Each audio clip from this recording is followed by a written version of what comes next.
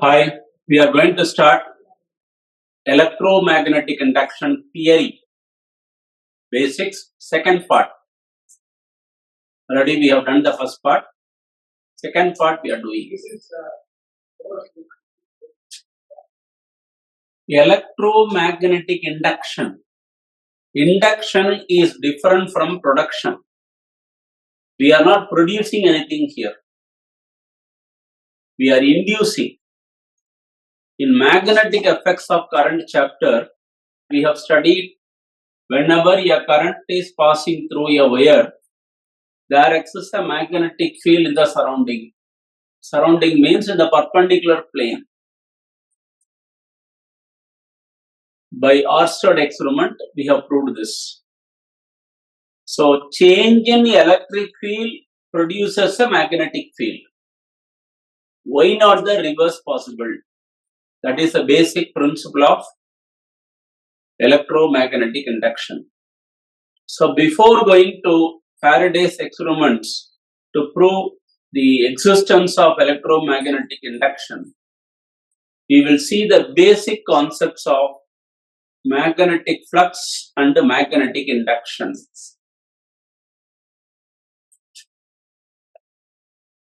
Magnetic flux represented by phi. Suppose you take an irregular area. For this area, this is called the normal of the electric field, and this is called the magnetic induction. Magnetic induction means magnetic lines passing through a given area. So this is magnetic field line. This is normal of the area, say dA. Normal means perpendicular. Generally, area is a scalar quantity. But in this case, we have represented area as a vector because when you take a plane, suppose this is a rectangular plane, perpendicular can be in this direction or perpendicular can be in this direction. So for that, we are mentioning the area to be a vector. Between the magnetic induction and the area, the angle subtended is theta. Okay. So now magnetic flux phi is equal to closed integral B vector dot dA vector. So it is the dot product of two vectors. It is a dot product of two vectors. Okay. Phi is equal to closed integral B dA cos theta. B dA cos theta is the expansion of dot product of two vectors. Okay. Fine. Unit of phi. Magnetic flux unit is Weber. Initial unit is Weber. We have one more unit also that we will see after we discuss about magnetic induction. Fine. Next. From this itself, we can calculate magnetic induction. That is, phi is equal to dA. If theta is equal to 0, I can write phi is equal to closed integral B dA.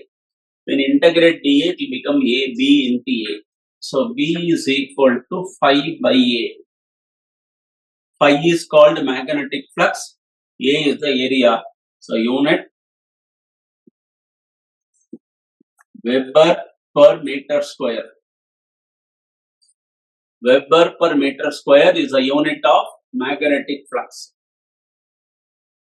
Previous chapter we have studied force experienced by a current carrying conductor. So phi by A unit is Weber per meter square. Previous chapter we have studied F is equal to BIL.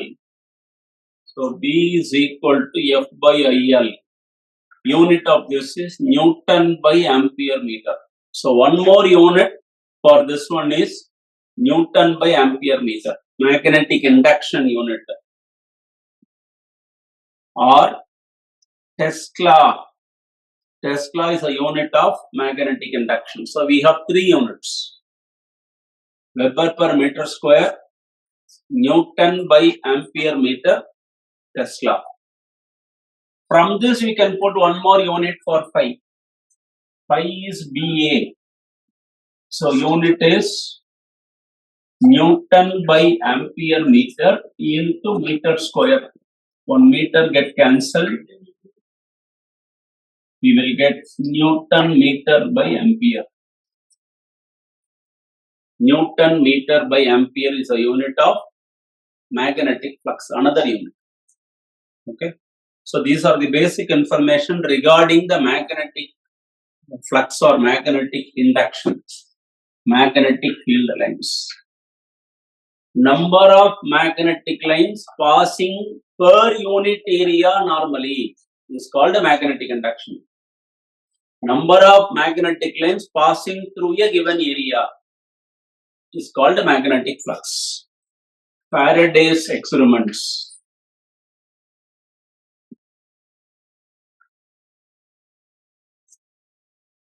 Faraday's experiments. Coil magnet experiment.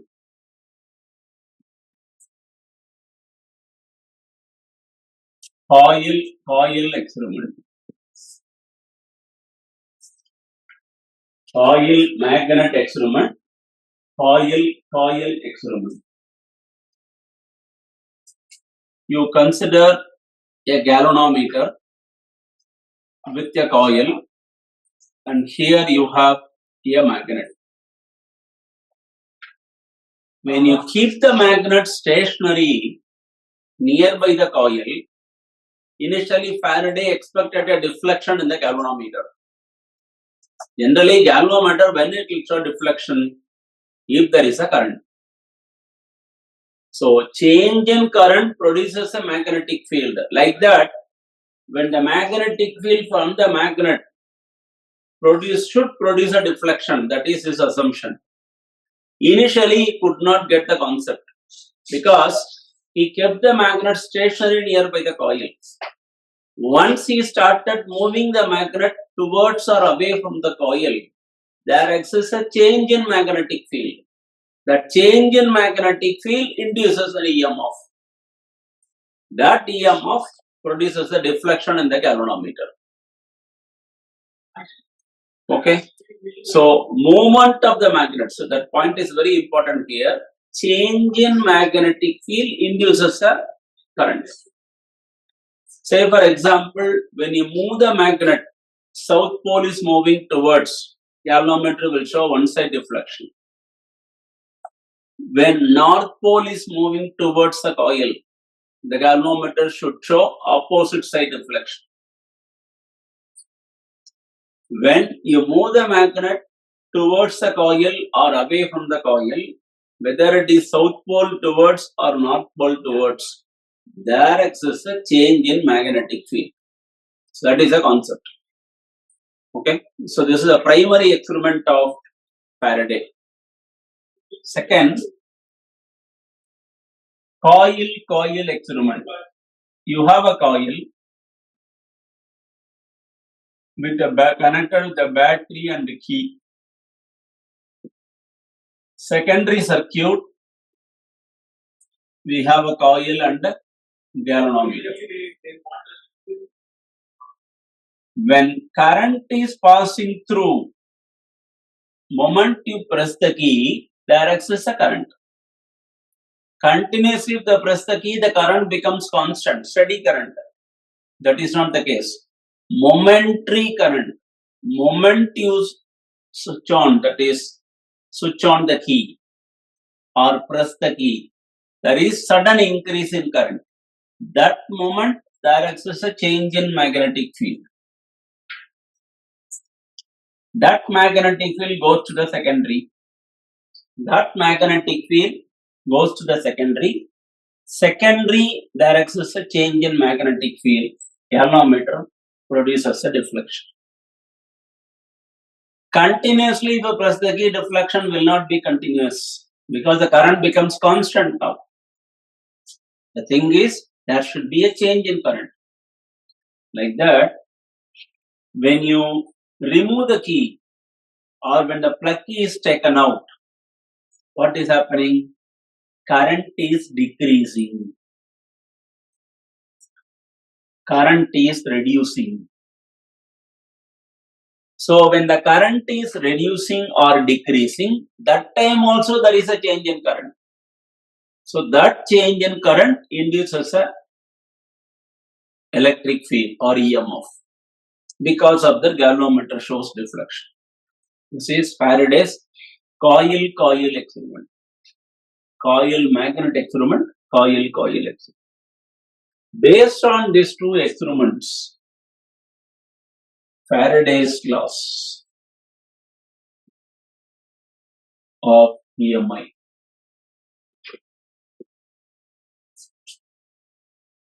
Two basic laws of Faraday. Number one, what we have studied now in form of laws we are going to express.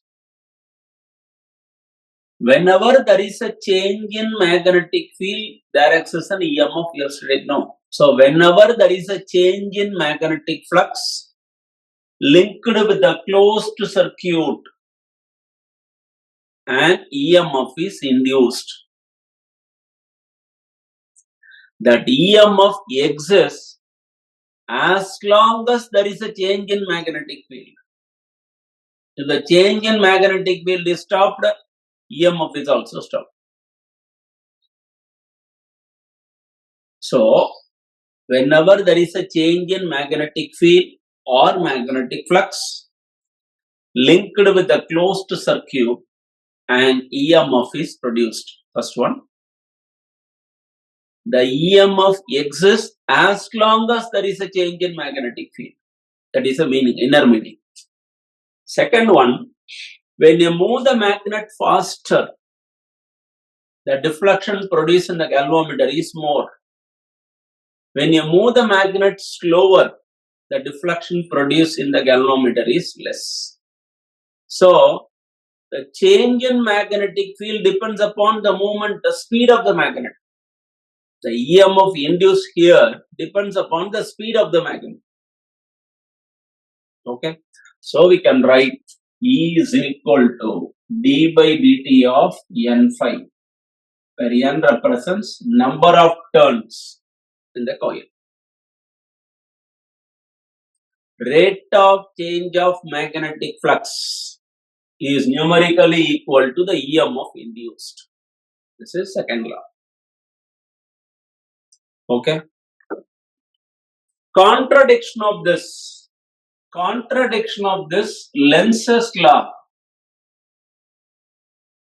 is introduced. Not full variation, mild variation or small variation. Lenz introduced a factor saying that whenever there is a change in magnetic flux linked to the circuit, EMF is induced, which exists as long as there is a change. Perfectly correct. The rate of change of magnetic flux is numerically equal to the EMF induced. That's okay. But the nature of EMF is opposing the cause that induces it. Opposing the cause that induces it. That means what? EMF induced is opposing the change in magnetic flux. Immediately we'll ask one question. Sir, if there is no change in magnetic flux, no EMF, then how can this EMF will oppose? Excellent question. For that we will narrate by the experiment. Lenz's law is perfectly correct. How? Galvanometer, coil, say south pole is moving towards the coil. When you move the magnet towards the coil, according to Lenz's law, the EMF induced in the galvanometer in the system, in the circuit, opposes the change. How it is opposing? It restricts the movement of the magnet. Sir, magnet, how can you restrict? You are only physically moving the magnet. The EMF induced here cannot produce a magic hand and stop the magnet. Then how it is showing the opposition? Okay. It is not showing the opposition, sir. Let us assume Lenz's law is wrong. Then what will happen? Please check. When the galvanometer with the coil be stationary and magnet is moving towards a coil, let us assume it is not opposing, it is accepting. Accepting means the movement of south pole towards is accepted by the coil and galvanometer system. So, there should be an opposite polarity here to accept. That is south pole, attracted towards north. Then, while you are moving, other than your original force, unlike poles will attract by itself. So, the kinetic energy of the magnet increases further. When magnet movement is faster means more deflection. So, at one particular point, you are not doing any work. By attraction itself, the magnet is moved. EMF is induced, kinetic energy increases, current increases. Practically, it is not happening. It is not happening like that. That means what? When you move the magnet, there exists a repulsive force. What is that repulsive force? If repulsive force should exist here means same polarity to be created. South pole should exist. So when you move the magnet towards a coil, there exists a repulsive force here. The repulsive force you can feel in your hand. When you move the magnet, some repulsive force you can feel. Overcoming the repulsive force, you are moving the magnet. That means you are doing some work against the repulsion. That repulsive force only here we call it as opposing force, so we are putting a negative sign. Okay. Next question you will ask, sir, this and all you are experiencing, but circuit wise, experiment wise, how to see the repulsion effect here? The coil is getting heated up. Coil is getting heated up means by conservation of energy principle, energy cannot be created just like that. It can only be transformed. So what has happened here? When you move the magnet towards the coil, there exists a repulsive force. You are moving the magnet against the repulsive force here. That work done is converted as heat energy. So you are doing some extra work there. That work done is converted as heat energy in the coil. So Lenz's law is a good example of conservation of energy. Mathematically, we are showing the opposition by a negative sign. So Faraday has not introduced the negative sign because there is no question of opposition here. But Lenz's law shows there exists a opposing force. Okay. Self-induction.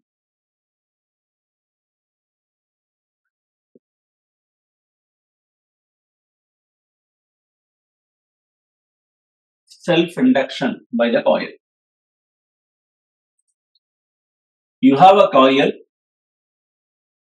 with a battery and key. The magnetic flux produced in the coil proportional to the current what you are giving.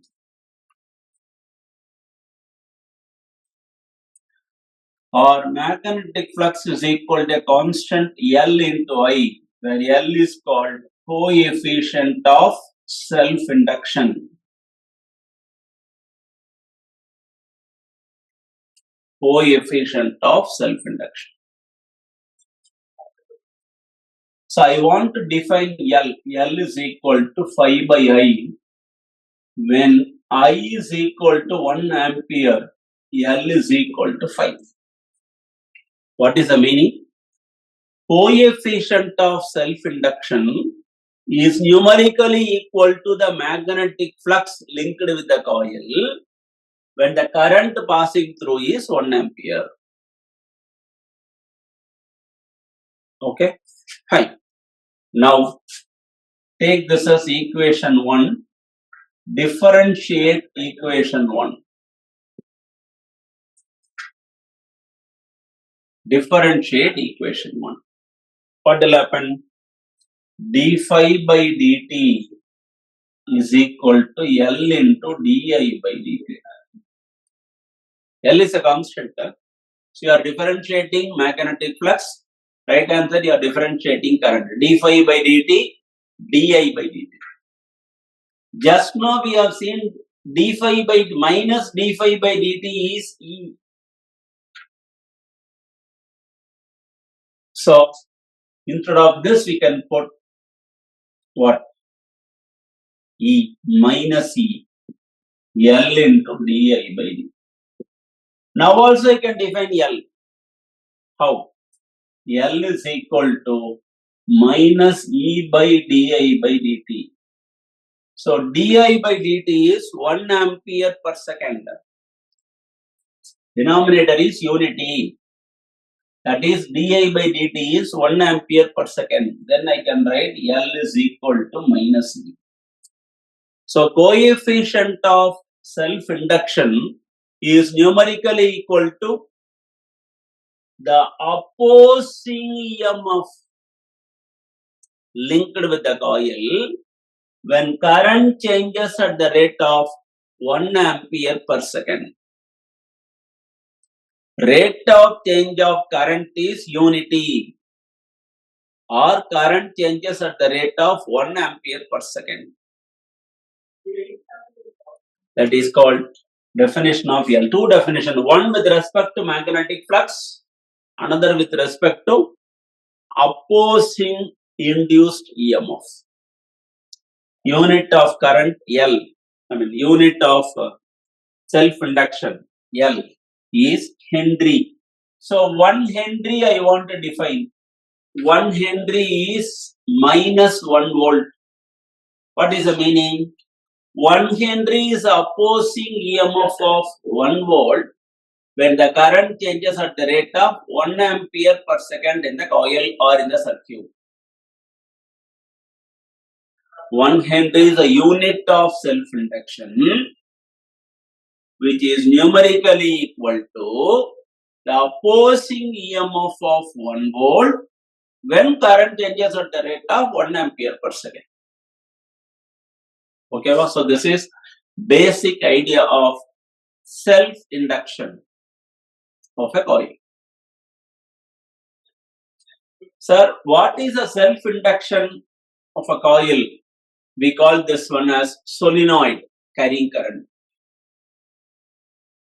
L is equal to mu naught N square A by I.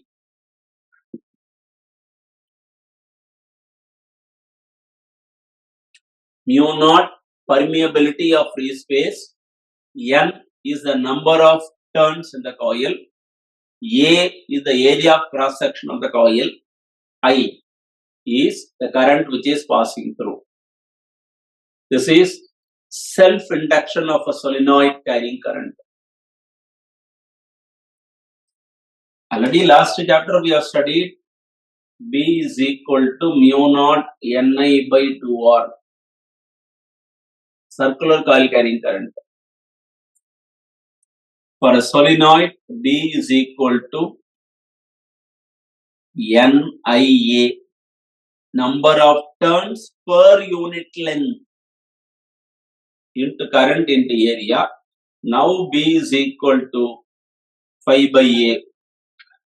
For N turns you calculate, equate this to final formula. 1 turn this is, N turns you calculate, equate. This is self-induction of a long solenoid carrying current. Instead of one coil, if you are using two coils, that is called mutual induction. So, mutual induction,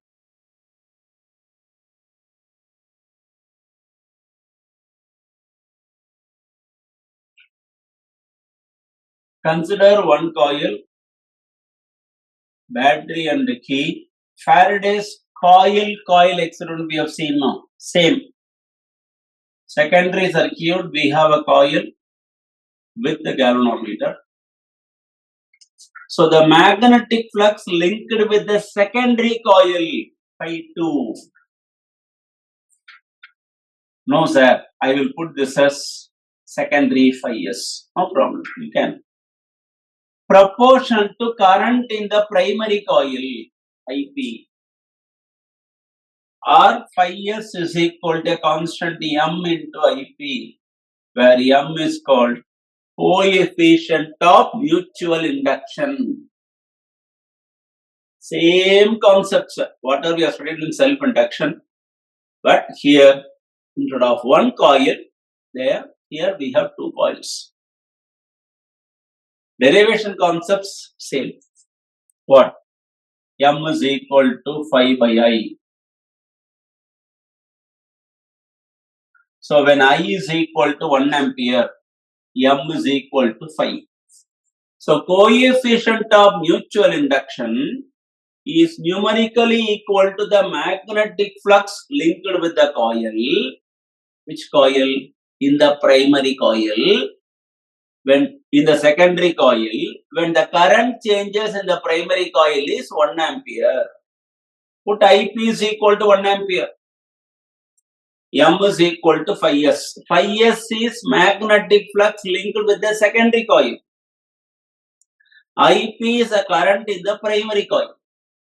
So when IP is equal to 1 ampere, M is equal to phi s. Coefficient of mutual induction is numerically equal to the magnetic flux linked with the secondary coil when the current in the primary coil is 1 ampere. So here we have to talk in terms of primary and secondary. Now differentiate equation 1. Equation 1 you differentiate.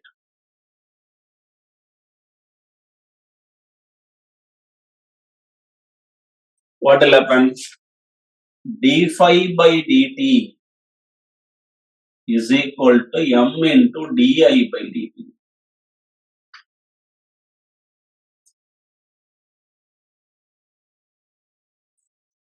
Primary. But d phi by dt is nothing but minus E by Faraday's law and Lenz's law combination. Minus E means where EMF is induced? Secondary coil. So ES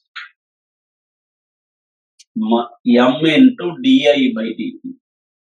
Now I want to define M. Minus E by di by dt. So as usual, what we have to tell? When di by dt is 1 ampere per second, M is equal to minus ES. So coefficient of mutual induction is numerically equal to the opposing EMF in the secondary coil. Why opposing? Minus. Why secondary coil? ES. When the current changes at the rate of 1 ampere per second in the primary. Same concept we have studied in self-induction also. But mutual means two coils. So we have to talk in terms of primary coil and secondary coil. Correct? Fine. Mutual induction of two long solenoids. Because it is mutual, you need two coils. So use the same formula as we have discussed in self-induction. But here mu naught N1 N2 A by I.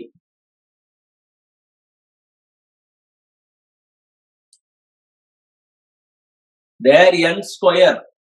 Here n1, n2. Suppose number of turns in primary and secondary both are same, sir, means L value and M value both are equal. Okay, ba? This we have not derived, only the final formula we are keeping. Methods of inducing EMF.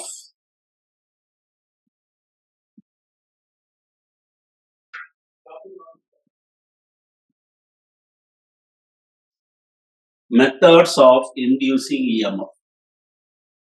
We have three methods here. EMF can be induced by changing. What is the formula? E is equal to minus d by dt of n phi. Minus d by dt of n phi is Ba cos theta. So, E is equal to minus d by dt of nba cos theta. Okay. So, by changing B, magnetic induction, EMF can be induced.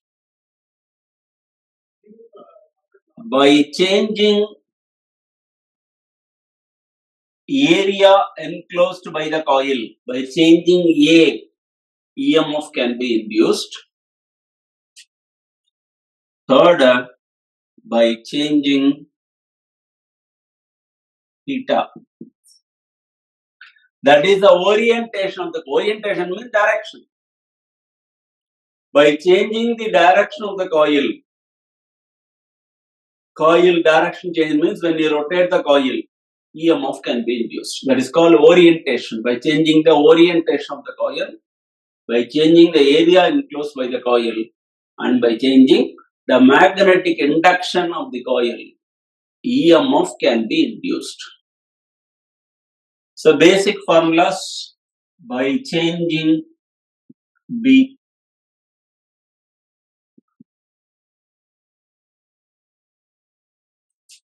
by changing B means E is equal to minus d by dt of nba cos theta.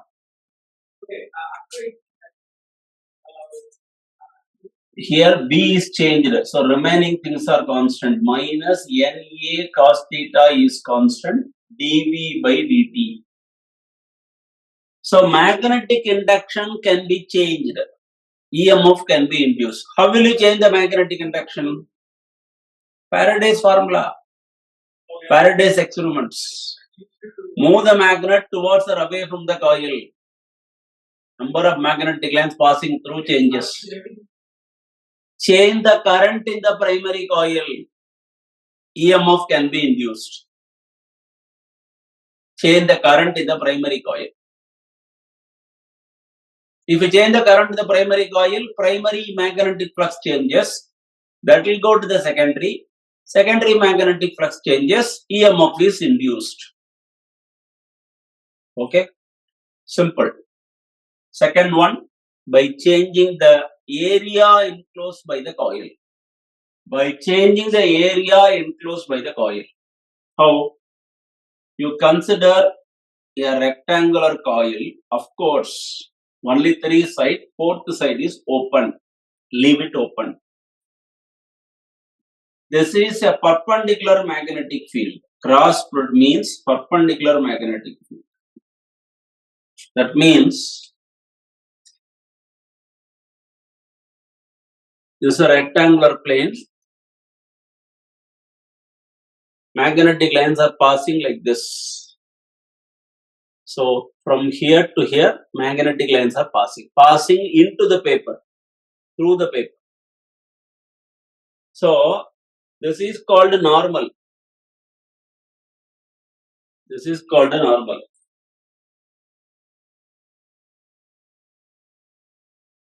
This is called a magnetic line. So magnetic line passing perpendicular to the plane. Immediately don't think that theta is 90. Theta is the angle between normal and magnetic line. Even though magnetic lines are passing perpendicular to the plane, it is parallel to the normal here. Parallel to the normal means theta is equal to 0. So,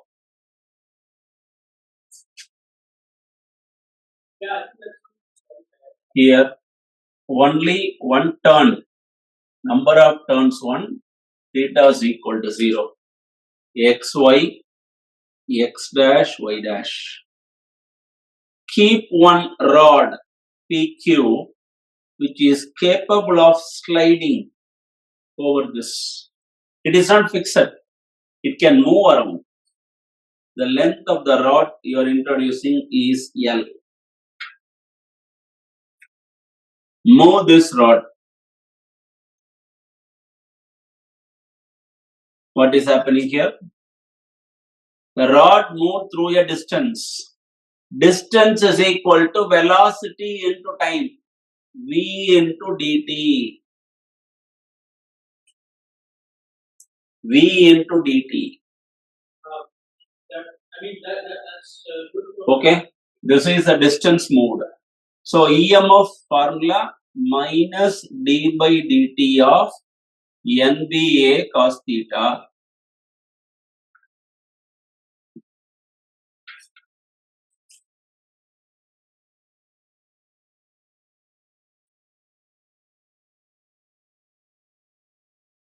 So what we are assuming here? Not assuming, this is a concept. N is equal to 1 and theta is equal to 0 here. What will happen? E is equal to minus d by dt of NBA. N is 1, BA cos 0 is 1. So here B is constant, area only changes, dA by dt. dA is a change in area with respect to time. Now, P dash, Q dash is the final position. In a time of dt seconds, the rod moves through a distance of V dt, that is nothing but dx. dx is equal to V into dt. So, initial area before the movement, xp q x dash.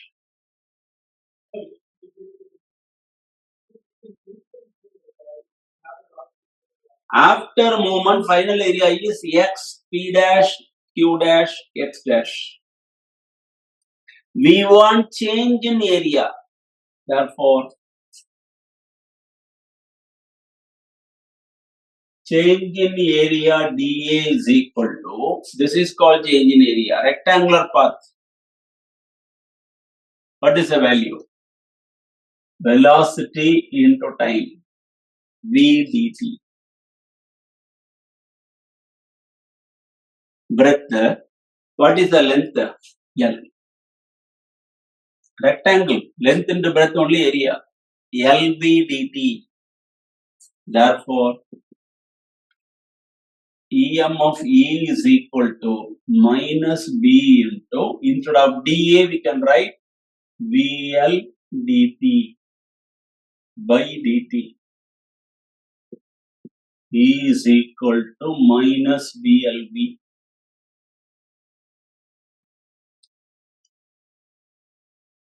Negative sign due to Lenz's law.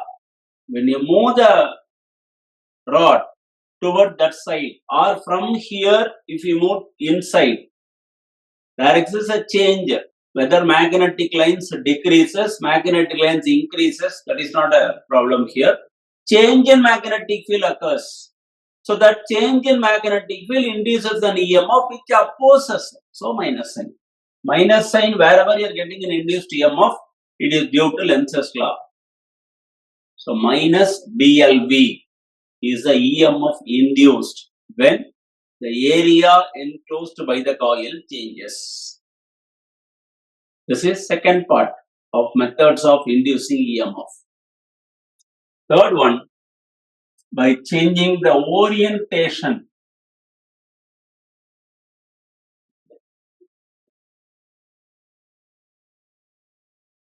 of the coil. Orientation means direction. E is equal to minus d by dt of NBA cos theta. Here, theta is equal to omega t. Omega is angular velocity. Rotation means angular velocity automatically will come. Omega is theta by t. D theta by dt is omega or theta by t is omega. So, theta is equal to omega t implies E is equal to minus NBA d by dt of cos theta, that is cos omega t. So E is equal to minus NBA. If I differentiate cos theta, it is minus sin theta. Already one minus sign is there. So it will become plus NBA cos omega t sin omega t. Omega t differentiation. Omega. Cos omega t differentiation is minus sin omega t. Omega t differentiation is omega. So, E is equal to NBA omega sin omega t. This entire term is a constant. Number of turns, magnetic induction, area enclosed by the coil, and the angular velocity of rotation. Everything is a constant here. So, I can write E is equal to E naught sin omega t or Em sin omega t. Maximum value of EMF. That is called maximum amplitude, voltage amplitude.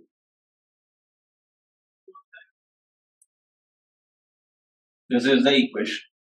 E is equal to E naught sin omega t or E is equal to Em sin omega t, where Em is NBA omega, which is a constant.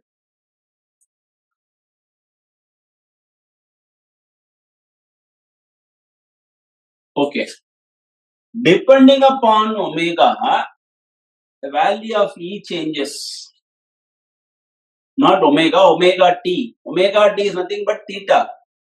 If theta changes, EMF changes.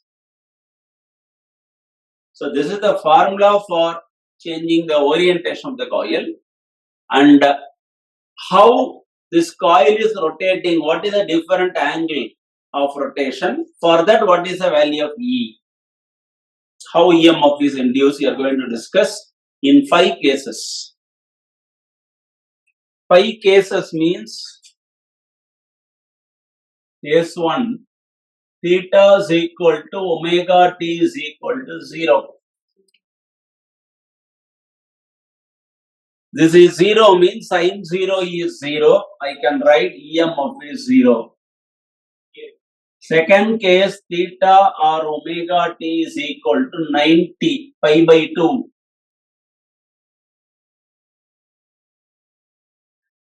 Normal of the area and magnetic field both are perpendicular. Rectangular coil.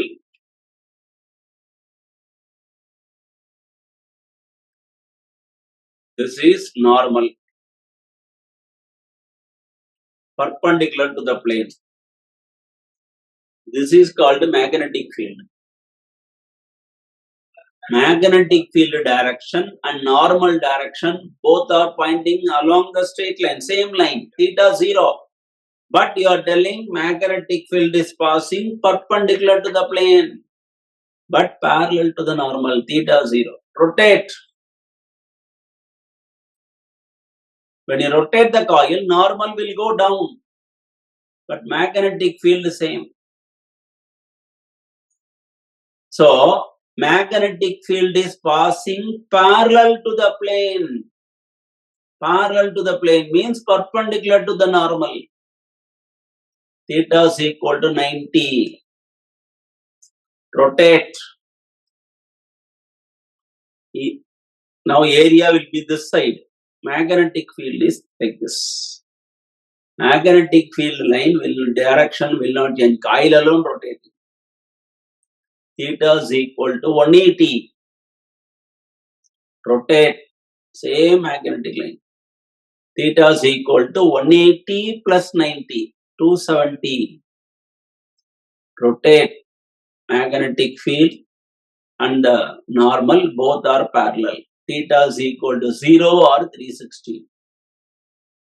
Every case when you rotate the coil, what will happen to the EMF? So EMF will be E is equal to E naught sin omega t. Sin omega t is 1. So maximum EMF. Third, theta is equal to omega t is equal to 180. 180 means sin 180 is 0. Theta is equal to omega t is equal to 270.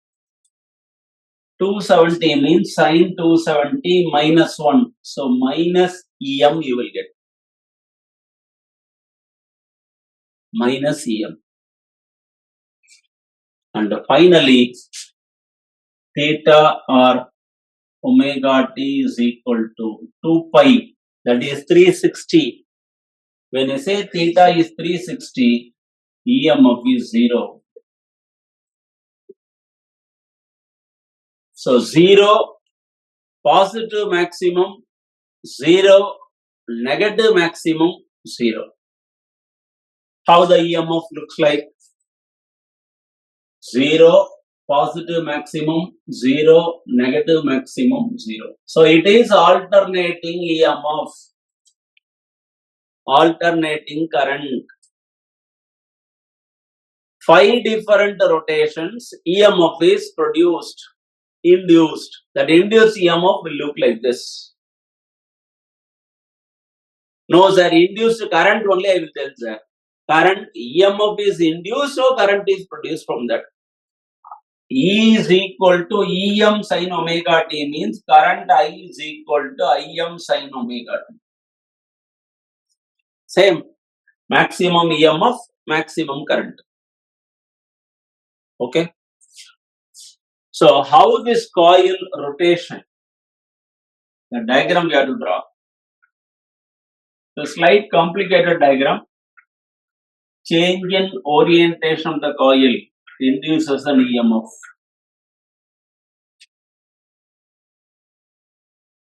We will see an easy method for this orientation diagram. First magnetic plane, that plane of the coil is perpendicular to the magnetic line.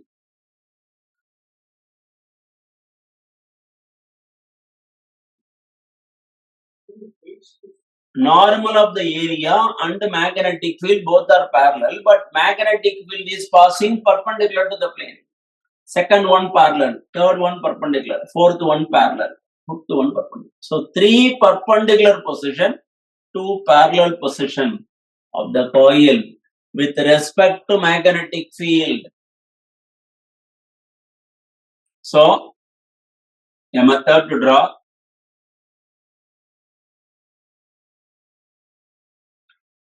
Draw 3 vertical lines, 2 horizontal lines.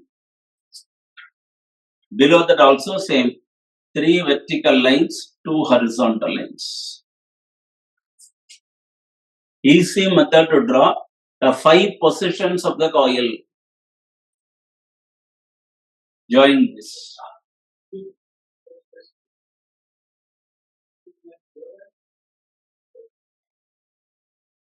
That's all. When magnetic lines are passing from North Pole to South Pole, perpendicular position magnetic lines for this. Magnetic line is parallel, perpendicular, parallel, perpendicular. Now what is the EMF?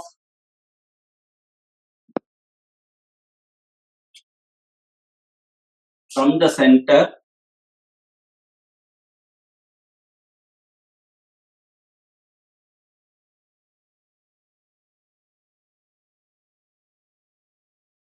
it is rotated now.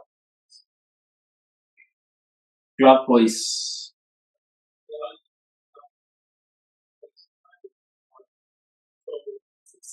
Rotating.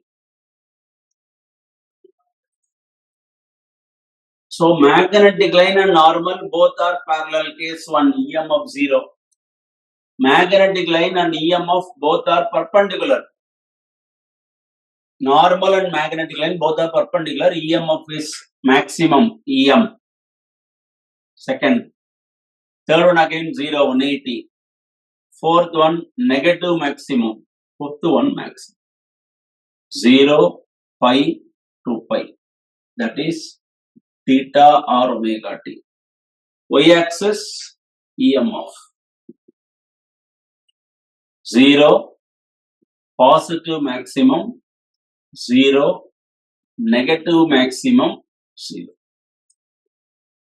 So this is method of inducing EMF by changing the orientation of the coil. Okay. Transformer.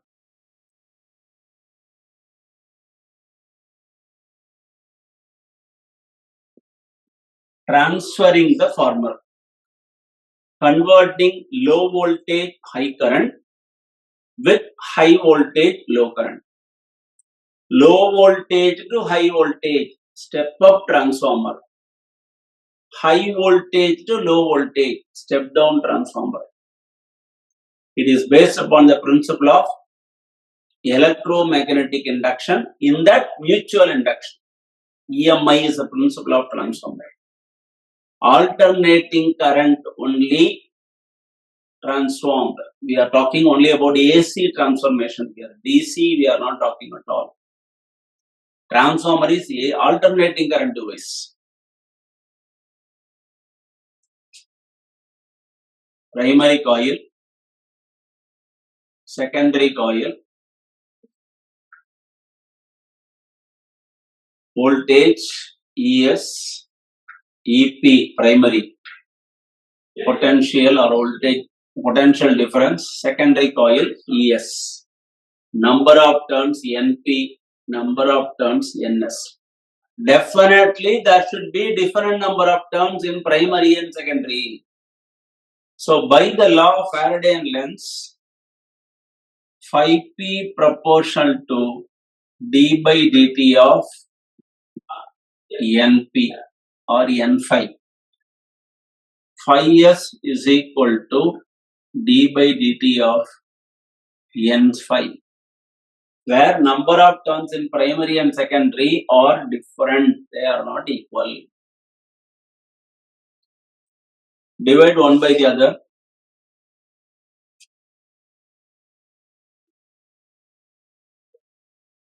What is happening? Rate of change of magnetic flux is numerically equal to the EMF. It is not phi, it is EMF. EPES. So I can write ES by EP is equal to NS by NP. ES by EP, primary induced EMF, secondary induced EMF, primary induced EMF, secondary number of turns, primary number of. These two are directly proportional. When more number of turns are there, means more EMF. Simple.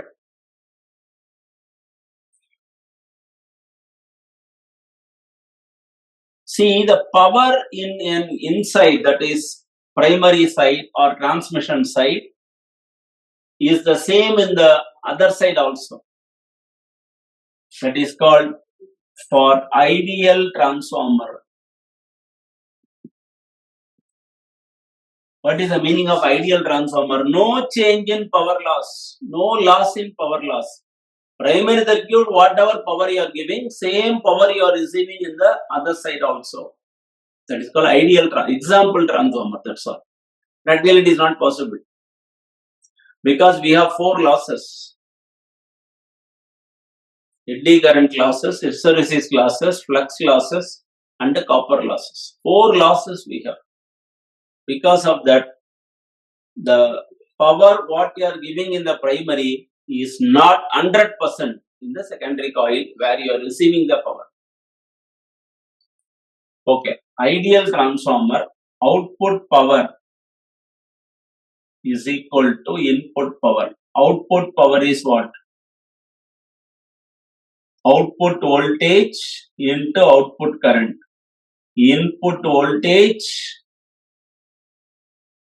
input current. So ES by EP is equal to IP by IS. IP by IS. But ES by EP is nothing but NS by NP in this case. So NS by NP we call it as turns ratio of a transformer.